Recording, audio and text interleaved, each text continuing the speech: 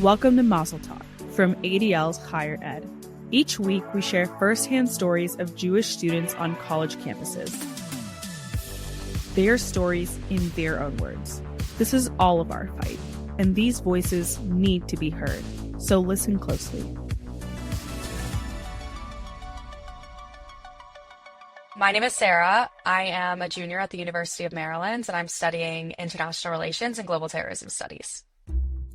I grew up in a really small Jewish community in Memphis. It was a very big town, but the community itself was small, and we all kind of lived within a good radius of each other, maybe 2 miles. I did grow up in an Orthodox community where my school dress code, we had to cover our knees, cover our elbows, cover our chests. You know, most Orthodox dress codes follow that. And we still involved ourselves in secular extracurriculars and stuff like that.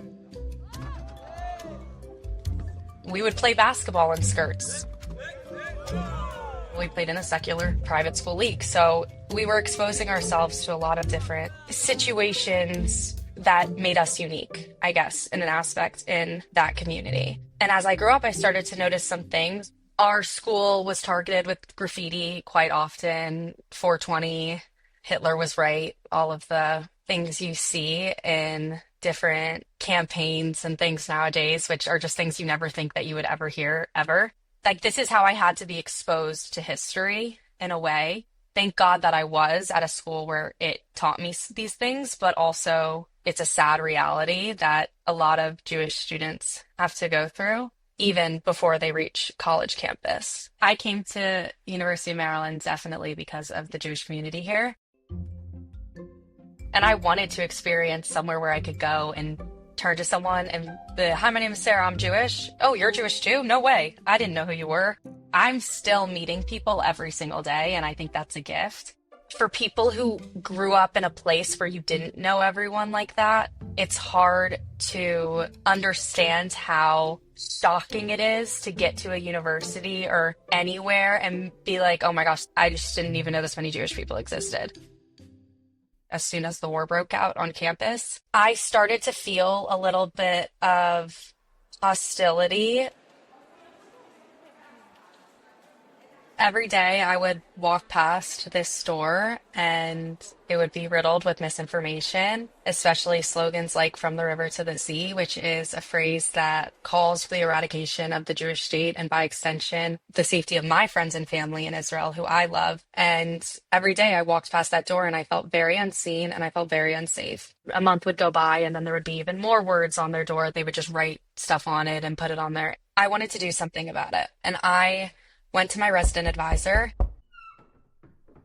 and unfortunately, free speech. And they said, really, there was nothing they can do. And I said, I think I just want to have a conversation with her. When it comes down to it, I just want to respect the environment and respect everyone's feelings involved. And they refused to speak with me. It really reinforced my passion for trying to educate people about misinformation and the things that are being spread on campus and beyond that are just insanely false and inaccurate. So on March 5th, I was asked by ADL to come speak to legislators in Annapolis about my story and my experiences on campus. And I remember I was feeling very nervous. I've always loved public speaking and doing things like this, but it was just different. It was something very new, and it was something that I was very passionate about, and it felt very real. I was testifying 3 times. So the first time, I was definitely shaking. I remember my hands were shaking for sure.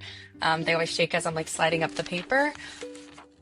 But it calmed me down as they were so receptive of me sharing my story and hearing my voice. And after, at the end, I just knew I wanted to do it again the next chance I could.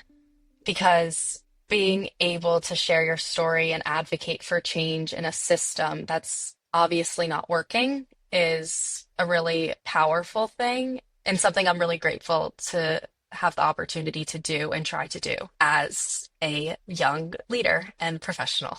What gives me hope is the fact that when situations happen on campus and bills are proposed and referendums are proposed, a community of students, at least on my campus and on most that I've seen working with different organizations, come together to push against it. And no matter how frustrating it is to keep pushing back against challenges and anti-Semitism on campus and divestment movements, it's so important because the more we do it and the more people we reach and the more we join together, the more people we inform and can actually make an impact.